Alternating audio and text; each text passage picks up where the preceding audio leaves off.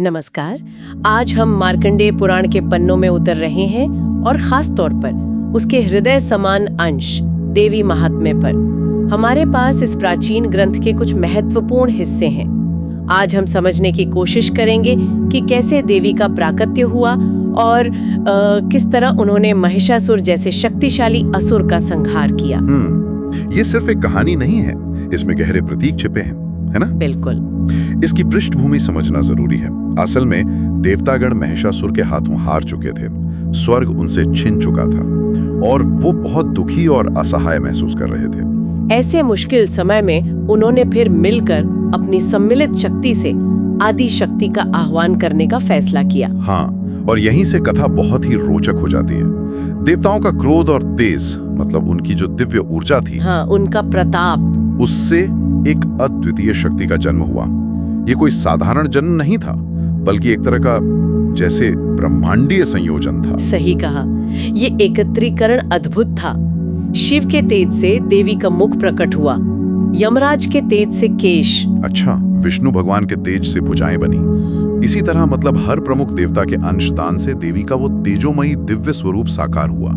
ये दिखाता है कि संकट कितना बड़ा था कि सभी देवताओं को अपनी शक्ति का सार मिलाना पड़ा। तो ये केवल देवताओं का गुस्सा नहीं था, बल्कि एक तरह का संगठित संकल्प और शक्तियों का मिलना था।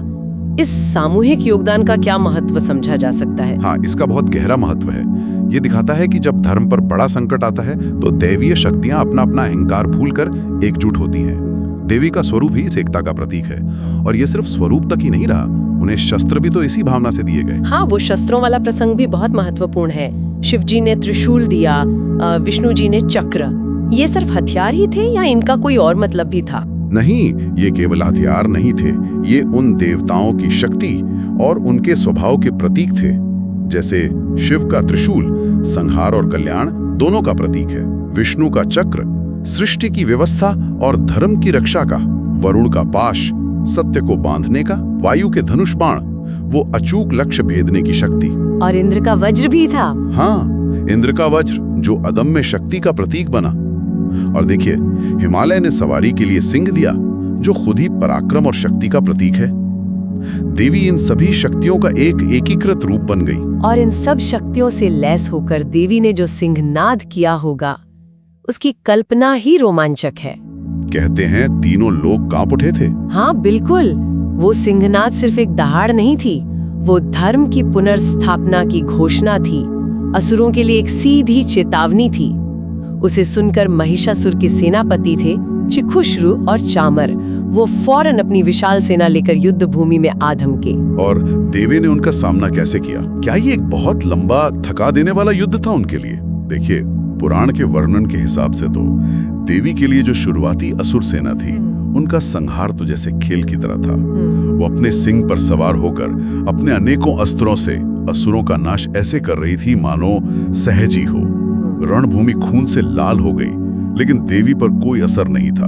यह दिखाता है कि संगठित दैवीय शक्ति के सामने बिखरी हुई आसुरी सेना कितनी कमजोर थी। लेकिन फिर असली मुकाबला शुरू हुआ जब महिषासुर खुद आया। उसे तो कोई वरदान भी मिला हुआ था ना? हाँ, महिषासुर बहुत ज्यादा शक्तिशाली था और सबसे बड़ी बात मायावी था। वो सिर्फ अपनी शारीरिक ताकत पर निर्भर नहीं था। युद्ध के दौरान उसने कई रूप बदले।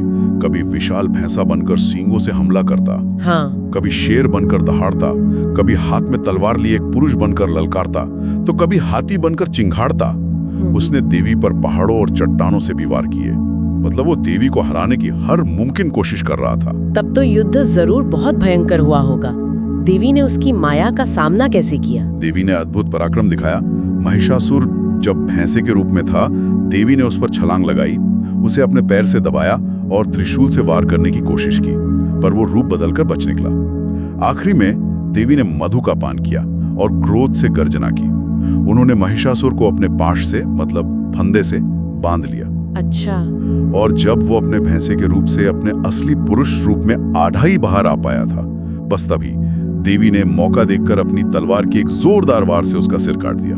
ओह, उस महादैत्य का अंत। इसका असर क्या हुआ फिर? महिषासुर के मरते ही असुर सेना में हाहाकार मच गया। वो सब भाग खड़े हुए और दूसरी तरफ सभी देवतागण, ऋषि मुनि, गंधर्व सब अत्यंत प्रसन्न हुए। उन्होंने देवी की स्तुति की, उनकी महिमा गाई। ब्रह्मांड में फिर से शांति और व्यवस्था स्थापित हुई। ये विजय असल में बुराई पर अच्छाई की, अधर्म पर धर्म की निर्णायक जीत थी।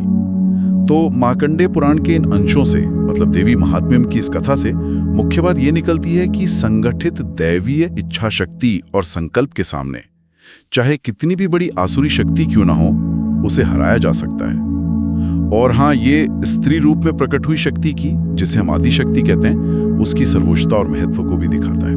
बिल्कुल, ये कहानी सिर्फ एक बीटी बात नहीं, बल्कि हमेशा के लिए एक प्रेरणा है और श्रोताओं के मन में एक विचार छोड़ने के लिए, देवी का वो समन्वित स्वरूप जिसमें हर देवता का अंश है और उनके वो अलग अलग अस्त्र शस्त्र, आज के समय में ये एकता, सहयोग और अपनी अंदरूनी शक्तियों को जगाने के किन गहरे प्रतीकों की ओर इशारा करते हैं, इस पर सोचना वाकई दिलचस्प हो सकता है।